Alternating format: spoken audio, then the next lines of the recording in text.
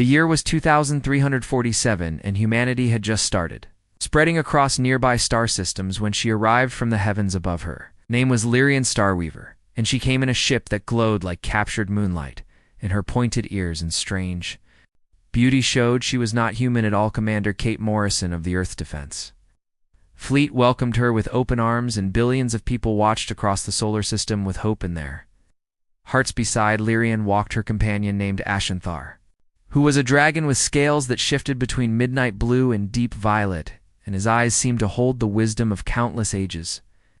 The dragon was no larger than a horse, but his presence filled every room with an ancient and terrible power that made people step back in fear and wonder. For 3 long months, Lyrian shared amazing things with humanity, and she taught human scientists about traveling faster than light and about controlling energy in ways they had never imagined.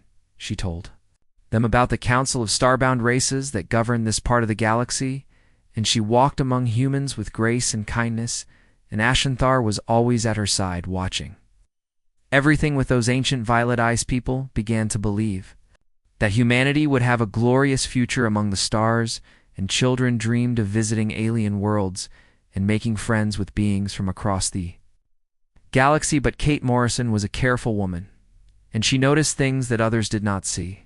In their excitement and joy, she saw how Lyrian smiled, but the smile never reached her silver eyes when she talked about Earth's military power, and she saw how Ashenthar watched human soldiers with an intensity that seemed like he was calculating weaknesses rather than just being curious. Certain questions about Earth defenses were asked again and again from different angles, as if someone was looking for holes in their armor. On the night before they were supposed to sign the Alliance Treaty, Kate found Lyrian standing alone on the observation deck of Orbital Station 7, and she was staring down at Earth. Ashenthar lay coiled beside her and seemed to be sleeping, but Kate saw one violet eye open just a crack to watch her as she walked closer. Lyrian spoke softly without turning around and said it was beautiful, and asked if Kate had ever thought that sometimes the greatest kindness required the hardest choices before. Kate could ask what she meant.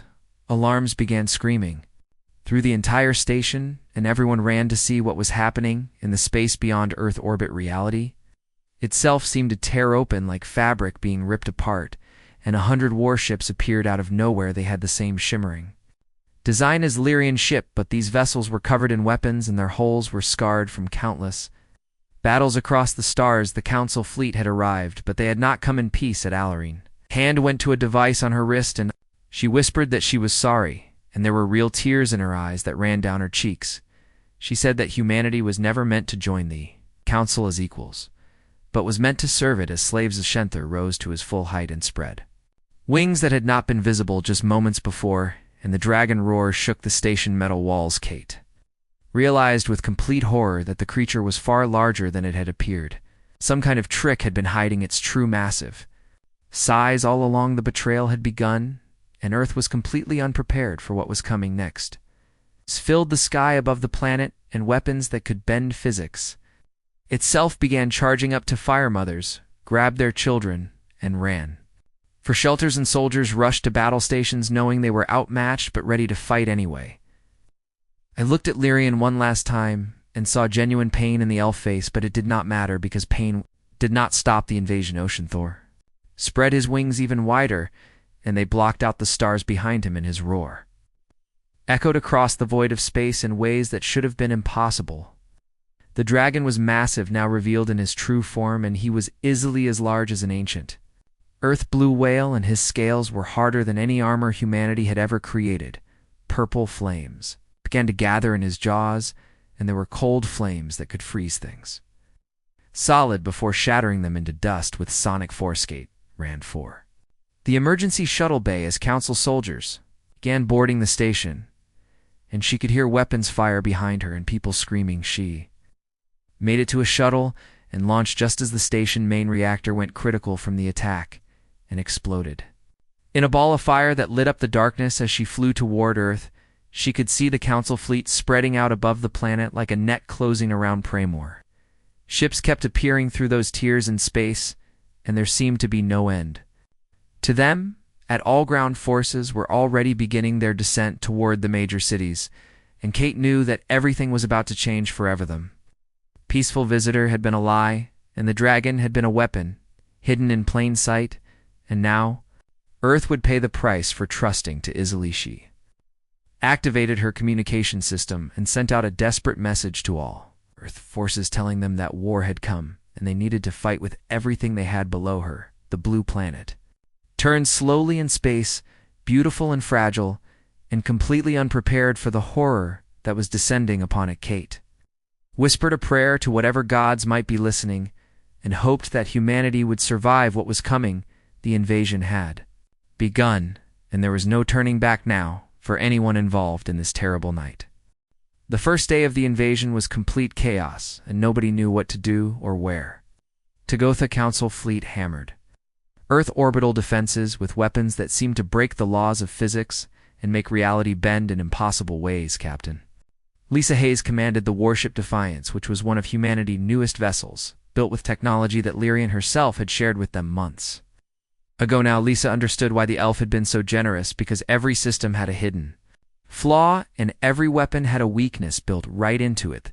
The Council forces knew exactly where to hit and how to exploit these weaknesses with perfect timing. Lisa shouted orders to her crew as another attack tore through the space where her ship had been just seconds before, and around her the remains of Earth's fleet tried to mount some kind of defense, but they were outmatched and outgunned at every single turn, and ships were dying by the dozens. And the lunar colony of New Hope, a scientist named Amy Parker, watched in complete horror as Council ground forces began dropping from the sky. These were not the peaceful diplomats that Lyrian had introduced to human society weeks ago.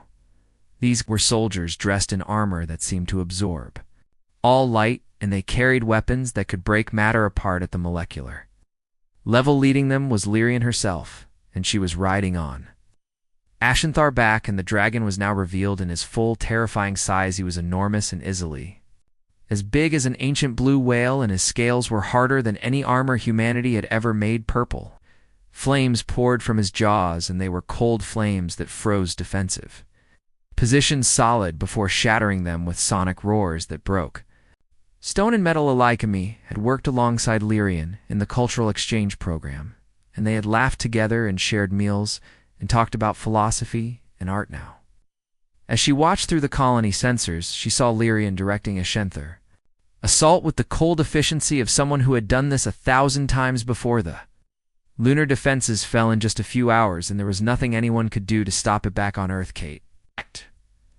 Morrison had made it to the military command center. Deep beneath the Rocky Mountains, generals and admirals filled the war room, and their faces were grim as report after report came in telling of defeats and losses and entire fleets being destroyed. Kate studied the tactical displays carefully and noticed something important that others had missed. She said they were not trying to destroy humanity, but were instead crippling ships and disabling weapons while avoiding kill shots. General Paul Grant, who commanded all Earth Defense Forces, nodded slowly and said the word that everyone was thinking: slaves. They wanted humanity as slaves to work for the Council. A transmission suddenly broke through on all military channels, and Lyrian's face appeared on every screen in the command center. She sat in what looked like a throne room aboard the biggest Council ship, and Ashenthar massive head was visible just behind her shoulder. She spoke to all people of Earth and said she took no joy in what was happening, but the Council could not allow a species as violent as humanity to spread across the galaxy unchecked. She said humanity would be brought into the fold and civilized and controlled, and that human children would be raised knowing peace under Council. Losh paused and reached up to stroke Ashanthar's snout with one hand, and the dragon eyes fixed on the camera with a predatory intelligence that was terrifying even through a recarding Lyrian, said to surrender now, and the transition would be painless, but if humanity resisted, then Ashenthar had 1,000 brothers and sisters waiting to turn cities into ash. She gave Earth 12 hours to decide their fate.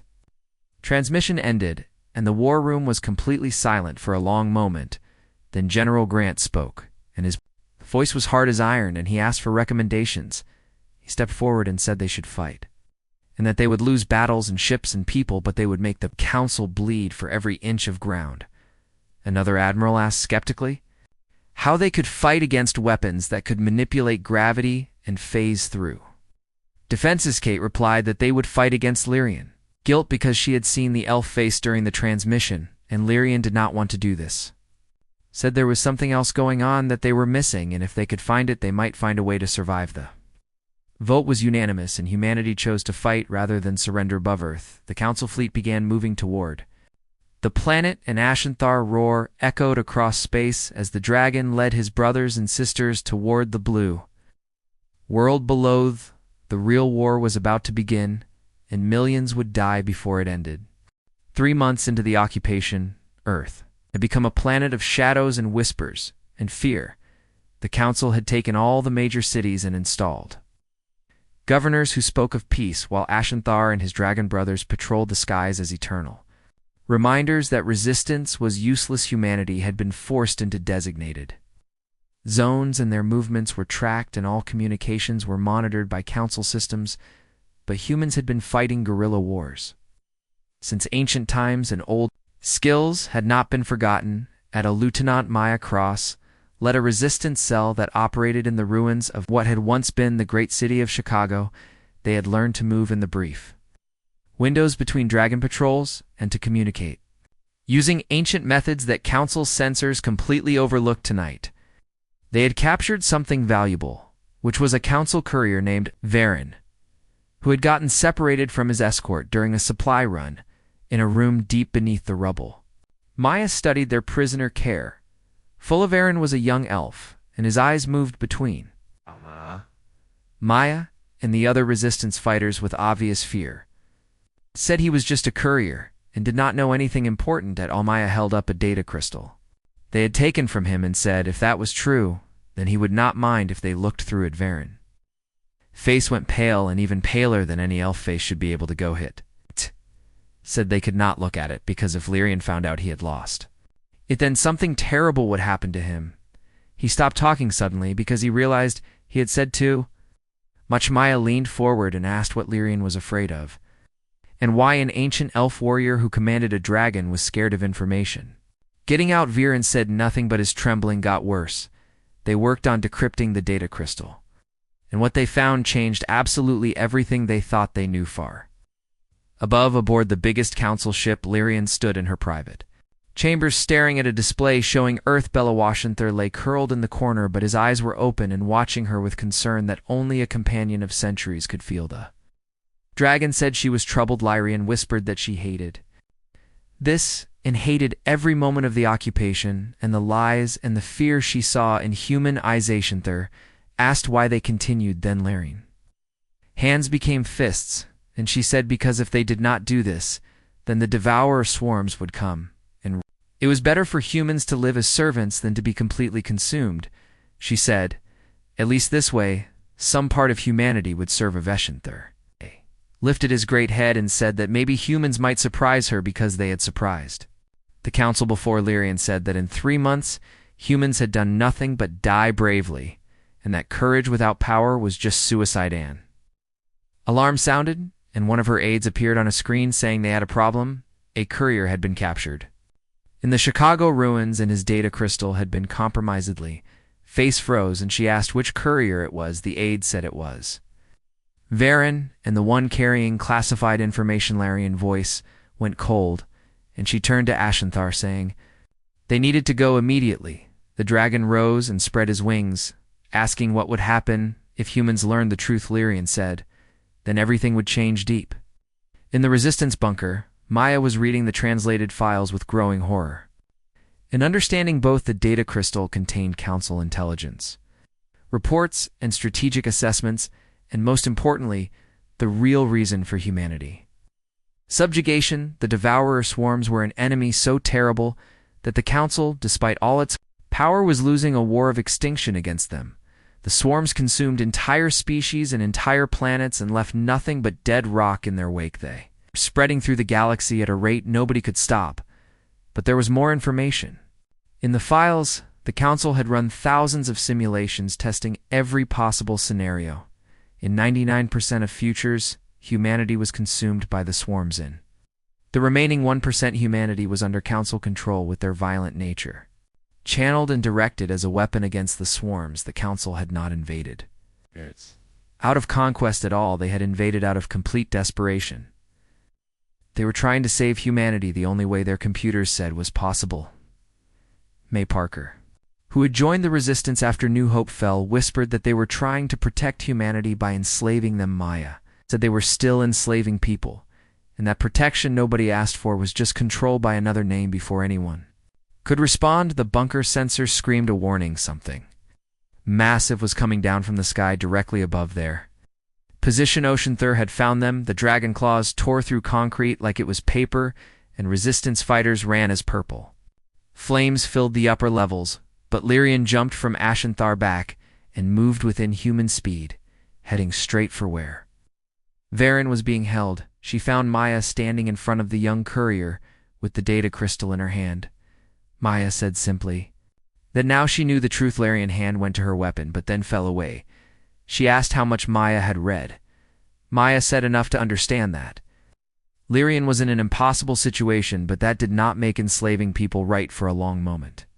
The elf and the human just stared at each other, then Lyrian's shoulders slumped, and centuries of tiredness suddenly showed in her posture. Said quietly that Maya was right, and that the Council had become the monsters they fought against. The Shinthar Great had appeared in the doorway, and said they had orders to eliminate this resistance. Celerine said she knew, but then looked at Maya. The strange expression, she said, if she let them live and let this information spread, then the Council would remove her from command. But Maya said the information would be out, and humans fight better when they know what they are fighting. For she said Lyrian had claimed humanity needed to be a weapon against the swarms, and that weapons work better when they are willing instead of forced. Lyrian looked at the data crystal, and then at Maya, and then at Ashen. Thirstily, a decision formed in her ancient Aishi. Asked what if there was another way, and a third option that nobody had considered because it required something both species had forgotten. Maya asked what that was. Lorene smiled, and for the first time since arriving at Lorene, Earth, it was a real smile. She said the answer was trust. The message that went out across all channels, both human and Council, was brief, but it shocked everyone. Illyrian announced she was invoking ancient Council law and declaring Earth a sovereign ally under her personal protection was over immediately. Admiral Thel Renos appeared on her screen within minutes, and his face was twisted with rage. Said she had gone mad and did not have the authority to do this. Lyrian interrupted and said she had every authority under Article 7 of the Preservation Accords. She said any Council commander could declare a protectorate alliance if they believed a species was capable of contributing to galactic defense. She told him she believed humanity was not just capable, but was essential to winning the war. The Admiral said the strategic simulations proved otherwise. Lyrian said the simulations were wrong because they only calculated one kind of strength. She said they never accounted for human adaptability or creativity or willingness to fight for something greater when treated as equals. Instead of slaves behind her, Ashenthar rumbled his agreement, and the dragon presence reminded everyone that Lyrian had significant military power of her own. The Admiral's eyes narrowed, and he said she would be court-martialed for this. Lyrian said, then let the High Council decide, but until they did, her protection of Earth would stand. Said any Council forces that attacked Earth would answer to her and to Ashenthar's transmission. Ended. Ashenthar nuzzled Lyrian's shoulder gently and said that was either brilliant or Suicide. Lyrian admitted it was possibly both. She turned to Kate Morrison, who stood nearby in what had been declared neutral ground. Kate said humanity needed to prove Lyrian right, and they had perhaps 2 weeks before the Council made their ruling. She said in that time, humans needed to show they could be allies instead of subjects. Lyrian nodded and gestured to her aides, who stepped forward carrying data. Crystal. She said humans would have access to everything the Council knew about the Devourer swarms and all their weapons. Technology. Amy Parker took the crystals carefully and said this would take time to analyze.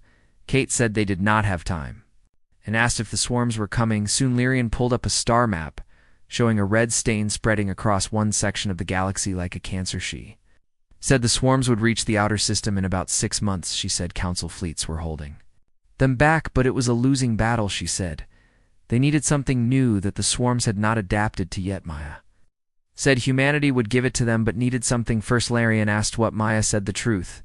In all of it she asked why the council really formed and what they were so afraid of. Larian was quiet for a moment, then began to speak. She told them the council was founded 15,000 years ago. After the first Devourer War, that war had consumed 3/4 of all known civilizations. The survivors banded together and pooled their knowledge and technology and military power. They created the council as a survival pact.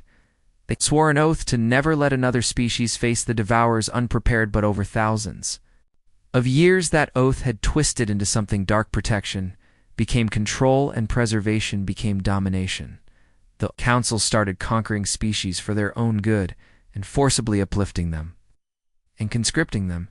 They told themselves it was better than letting species. Delirian said quietly that they became what they fought against. Shenthar voice rumbled through the room saying that was true until they met humans, he said. Humans reminded the council what they had lost. He said humans had the fire to fight, not because they were ordered to, but because it was right. Kate leaned over the star map and asked if they could be ready in 6 months.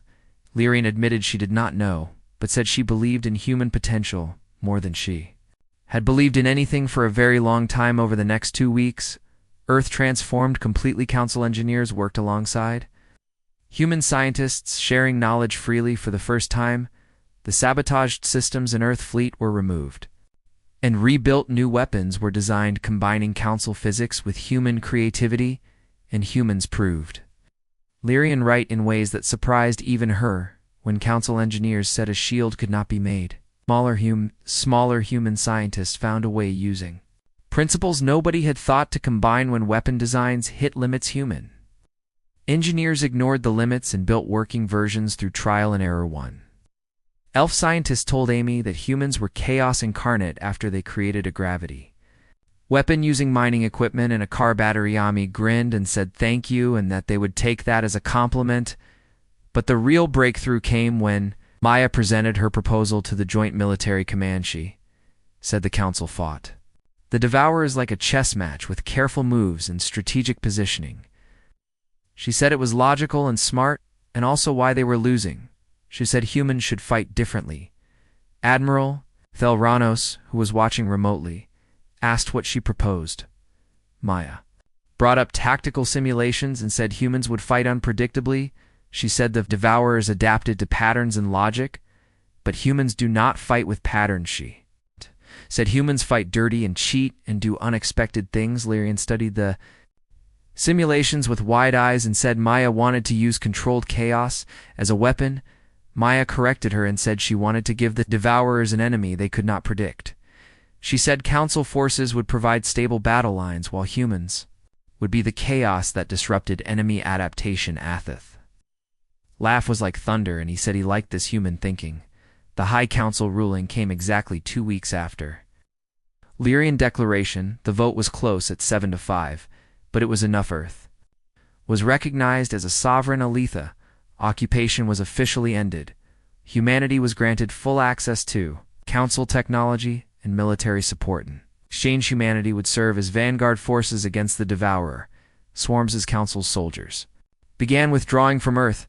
Lyrian stood with Kate, watching the sunset over ruined New York. Kate said quietly that this might all be for nothing and they might all die fighting. Lyrian agreed, but said at least they would die free. She paused and said she was sorry for everything she had done and everything she had ordered. She said no strategic necessity excused what her people had put humanity through. Kate was quiet for a long moment. She said she could not forgive easily because too many had died and too much was destroyed, but she said she could work with Lyrian and fight beside her. Said maybe if they survived, then someday forgiveness would come. Lyrian said softly that was more than she deserved. Kate agreed, but said Lyrian had changed her mind and taken a risk, and that had to count for some. Athingishan third descended from the sky and landed with surprising grace. The dragon settled down and created shelter with his wings as the sun disappeared. He said the swarms were coming in 4 months and asked if they were re-educate, and Lyrian looked at each other. Then at the city below where humans and elves worked together, they said no in unison. Ashenthar eyes gleamed with amusement, and he said, good. he said.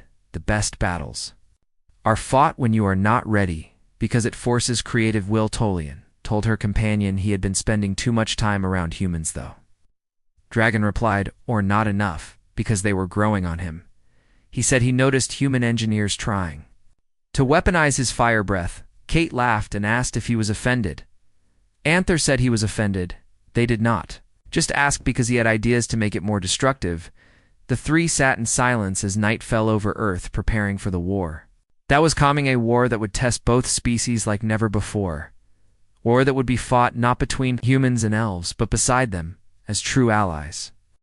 The Devourer swarms arrived ahead of schedule, and nobody was truly ready. Captain Lisa Hayes was commanding the Defiance when alarms screamed across the entire fleet. The outer system sensor network had detected them, and they looked like a cloud of insects moving through space. They were organic ships that consumed everything in their path, including asteroids and ice and even radiation itself.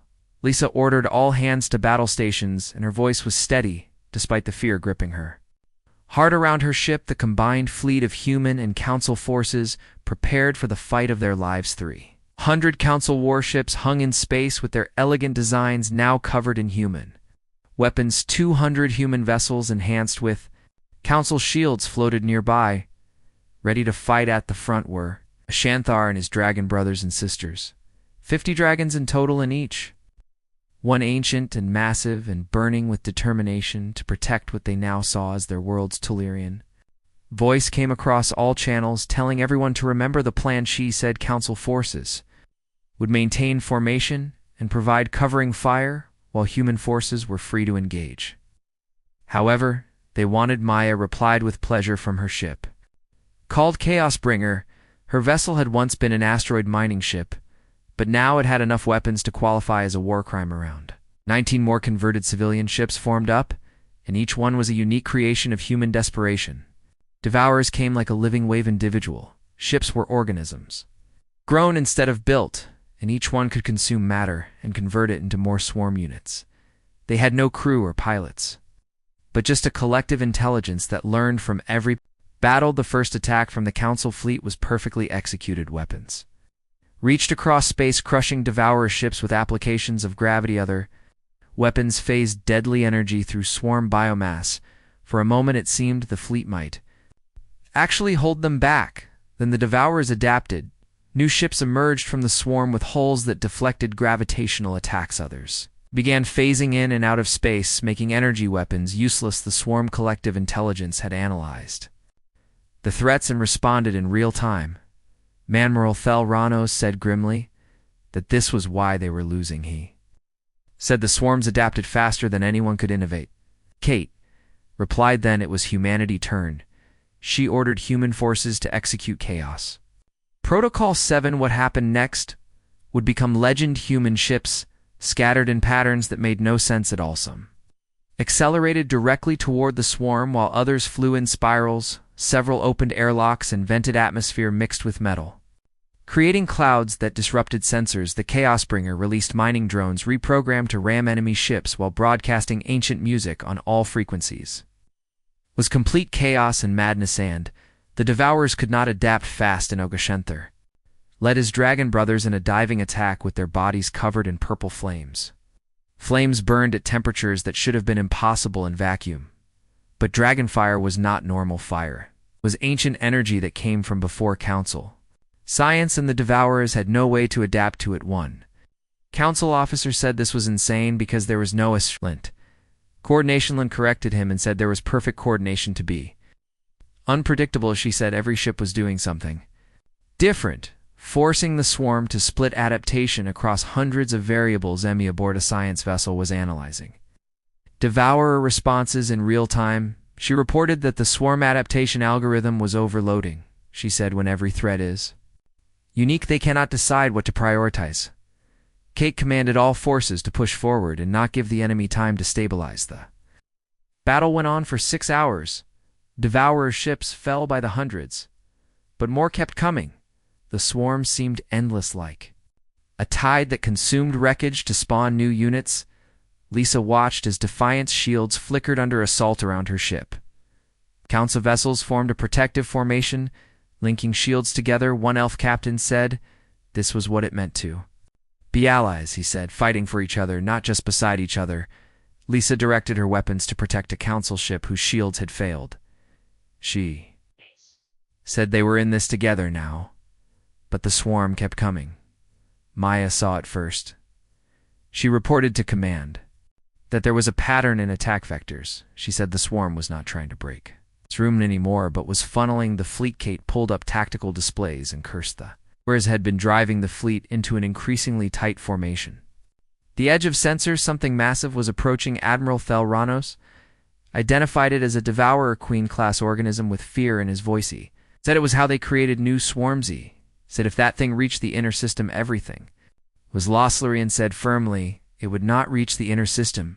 She turned to Ashenthar, who crouched on the command deck. She told her old friend she needed him to do something incredibly dangerous. The dragon eyes gleamed, and he said finally he thought she would never ask Ashenthar, and his dragon brothers broke from the main battle line, accelerating toward the Queen. It was enormous and easily the size of Earth. Moon, it was a pulsing mass that spawned new ships every few seconds. The dragons could not destroy it through normal attacks, because it was too large. But dragons had abilities that Council science never fully understood. The 50 dragons flew in formation, and their bodies began glowing with increasing intensity. Energy built around them, drawn from space itself and channeled through wills honed over thousands of years. Amy asked what they were doing as sensor readings went off the charts. Lirian whispered they were doing something that had not been done in 3,000 years. She said they were creating a star. The dragons' combined power ignited in a sphere of fusion fire around the Queen. For a moment, a new sun burned in the outer system, small and brief, but absolutely devastating. When the light faded, the Queen was gone. It had been vaporized, along with a huge portion of the swarm around it. The remaining Devourer ships, suddenly cut off from coordination, began to fail their attacks, lost all coherence, commanded all forces to make a final push. The combined fleet surged forward with human chaos and council precision working in perfect harmony. Shinthar and his brothers, exhausted but victorious, provided support with regular fire. 4 hours later, the last Devourer ship fell. The fleet hung in space, battered and exhausted. But alive, 23 human ships had been destroyed. 41 council vessels were lost. Thousands had died, but they had won in the aftermath. Lirian stood with Kate and Maya and Lisa and Amy, and the observation deck. Kushinthor lay nearby, visibly drained from the ancient technique he had used. Admiral Thelranos reminded them this was only one swarm. He said there were hundreds more spreading across the galaxy. Kate replied then they would fight hundreds more together. The Admiral said the High Council had approved full integration. He said human forces would be incorporated into all Council battle groups. He said humanity chaos tactics would be studied across the fleet. He paused and said in return, humanity gained full Council membership with voting rights and access to all technologies. He said the Council would make a formal public apology for the invasion and occupation. He said it would be recorded in historical archives as a crime against sentience. Kate looked at Lirian, who nodded slowly. Kate said it was a start. She said, not forgiveness yet, but a start. Me was already looking at battle data. She said the combination of Council precision and human chaos created efficiency 30% higher than either could achieve. Alana Lirian smiled and said if they could replicate this across all battles, they could actually win the war. Lisa gazed out at stars and at wreckage being cleared and at the mix of ships working together. She asked what happens now. Maya said now they prepare for the next battle and the one after that. Larian added that now they prove freedom and alliance can defeat tyranny and hunger. Kate declared that now they show the galaxy humans belong among the stars as equals and allies and friends. Yasinthor laughed and said now he gets to teach human pilots how to coordinate with dragons. Maya grinned and said in their defense, it worked. The dragon huffed and said, barely. He said next time they should ask first, because he had ideas that would not get them killed. They stood together watching as the fleet prepared to return to Earth. The war was far from over. The Devourers would come again and again, testing the alliance. But for the first time in thousands of years, the Council had real hope, not grim determination, but genuine hope, born from partnership and trust. Hope from the chaotic and beautiful cooperation of species who chose to stand together. Larian placed a hand on Kate's shoulder and thanked her for teaching them what they had forgotten. Kate met her eyes and thanked her for being willing to learn. She said that took more courage than any battle. They raised imaginary glasses. Lisa said to New Alliance's Amy, said to Chaos and Precision Maya, said to Freedom Lyrian, said softly to Humanity Ashenthor, finished by saying to all of them, because they were stronger together than apart. As the fleet jumped too faster than light speeds, carrying word of humanity. First great victory, a new chapter began, not just in the war against devourers, but in relationships between species who learned that greatest strength comes from standing together as equals. The sky had burned with battle, and from those flames, a new alliance was forged, one that would change the galaxy forever.